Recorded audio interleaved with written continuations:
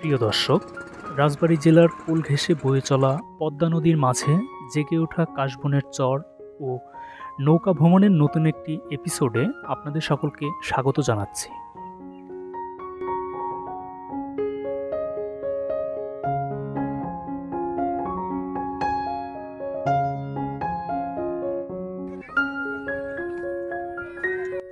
আমাদের আজকের ভ্রমণ শুরু করছি অন্তামোর ভাঙ্গা রাস্তার মাথা থেকে। এটি নদী ভাঙ্গন কবলিত অঞ্চল। প্রতি বছরই মানুষকে নিঃস্ব করে সমতল ভূমি নদীর গহ্বরে হারিয়ে যাচ্ছে। নদী ভাঙ্গন দুঃখের, তবে সেই দুঃখের স্থানে মানুষকে ক্ষুদ্র প্রশান্তিময় বিনোদনের স্থান হয়ে উঠেছে।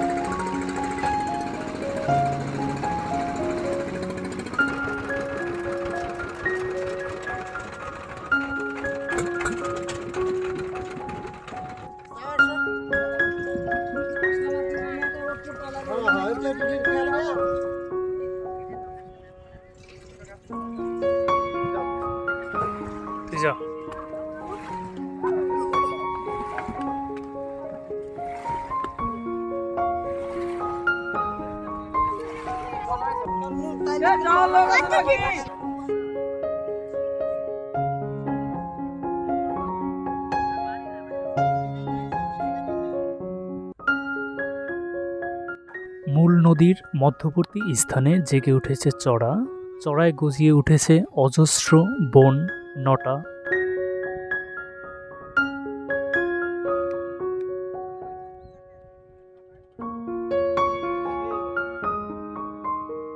কিছুক্ষণ আগেই বৃষ্টি নেমে যাওয়ায় পরিবেশ বেশ শান্ত ও স্নিগ্ধ। পরন্ত বিকেলে পশ্চিম আকাশে ঢলে পড়া সূর্যের আছড়ে পড়া মিলান আলোয় পরিবেশ এক অপরূপ মহিমান্বতায় ছেয়ে আছে।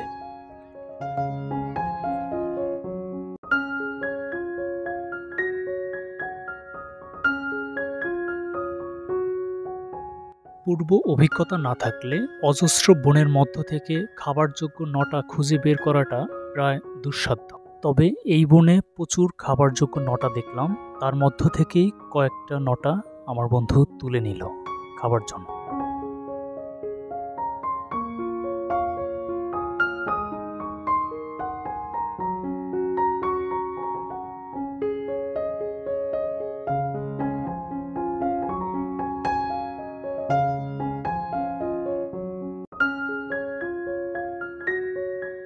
কাছে পিঠে কোথাও পরিষ্কার পানি না থাকায় নদীর পানি দিয়েই পরিষ্কার করে নেওয়া হলো নটা।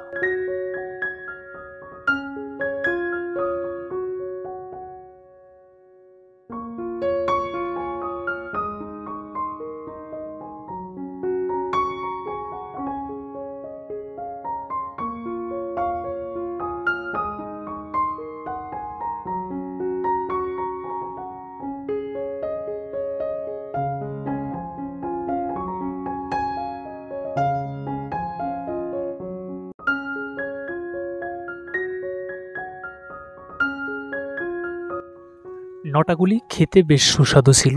তারপর আমরা বনের মধ্যে কিছুক্ষণ ঘুরে নৌকায় উঠে নিজেদের কিছু ছবি তুলে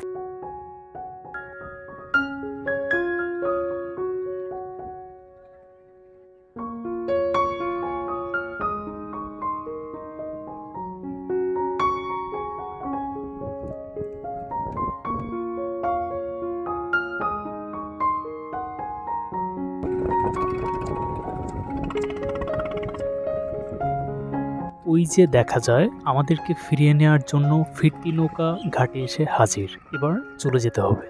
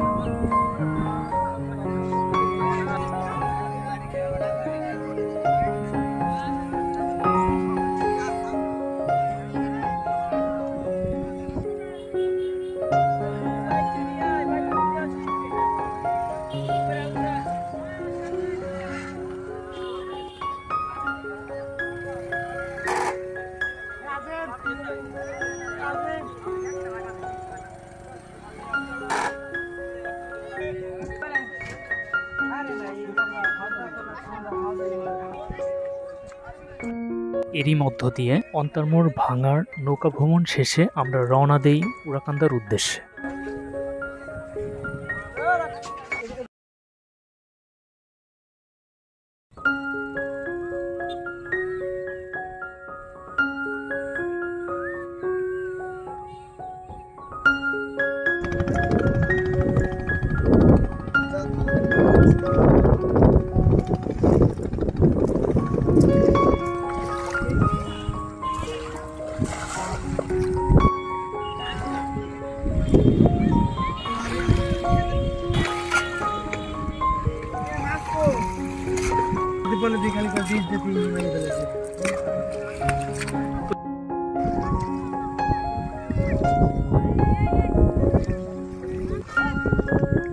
ইতিহাস জুড়ে পদ্মা নদী বিভিন্ন নামে পরিচিত।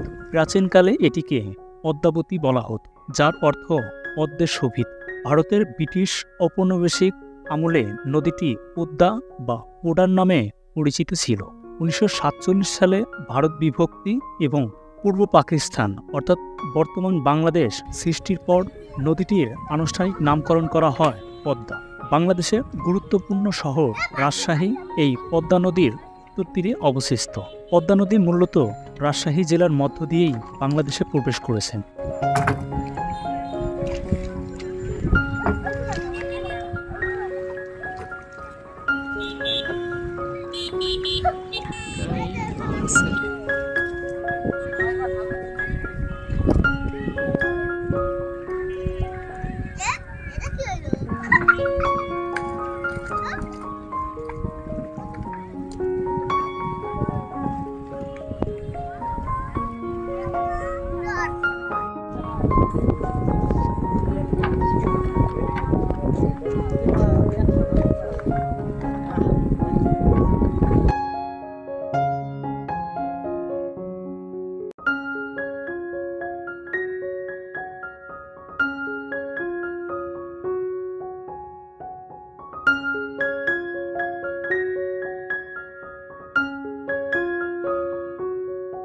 বালিকাটা ডিজারের উপরে ওঠার পর থেকেই আমার ইচ্ছে হলো ওই যে উপরে উঠে পাখির মতো ডানা মেলে একটা ছবি তোলার, কিন্তু গিয়ে দেখলাম উঠে ভালো করে দাঁড়ানোর মতো কোনো অবস্থা, কাজেই ফিরে চলে আসলাম।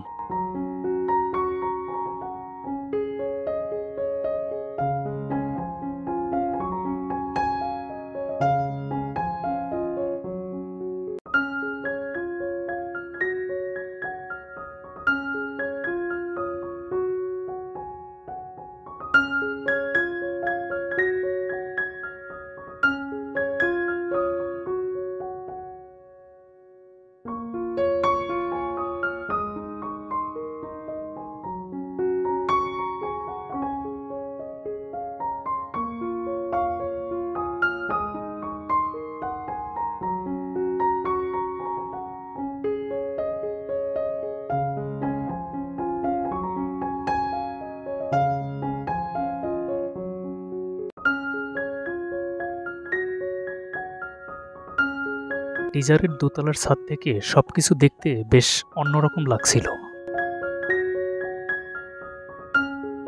চোখের সামনে ধুধু প্রান্ত জুড়ে সতেজ প্রকৃতি এবং নির্মল বাতাস। এমন প্রকৃতি দেখে শরীর, মন ও চোখ সবই স্বস্তিতে ভরে যায়। আহ, কি অপরূপ!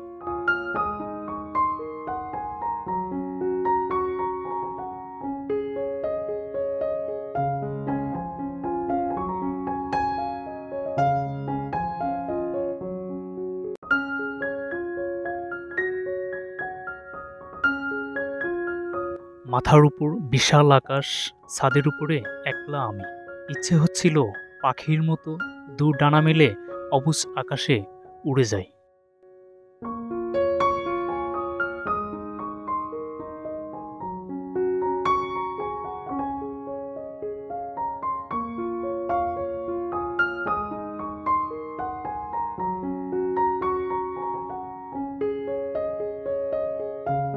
বেশ কিছুক্ষণ ছাদে রইলাম এবং একটা সময় নিচে তাকিয়ে দেখলাম আমরা ছাড়া অন্য বাইরের কেউ নেই। তারপর মনে হলো আসলে এখান থেকে নেমে যাওয়া উচিত এবং এই জায়গাটা থেকে চলে যাওয়া উচিত।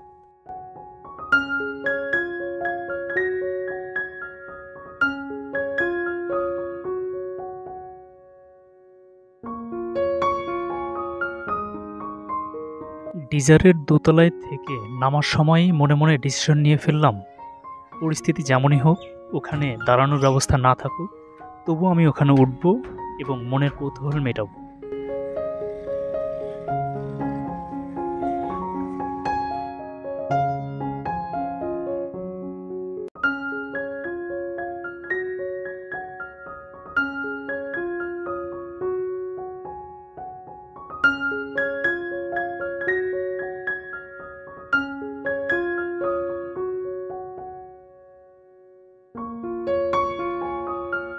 নিচে থেকে উপরের অবস্থা যতটুকু বাজে মনে হয়েছিল, ওঠার পর দেখলাম অবস্থা তার চেয়েও আরো বেশি বাজে। তারপর মন খারাপ করে নেমে আসলাম, নেমে সোজা বাড়ির উদ্দেশ্যে রওনা দিলাম।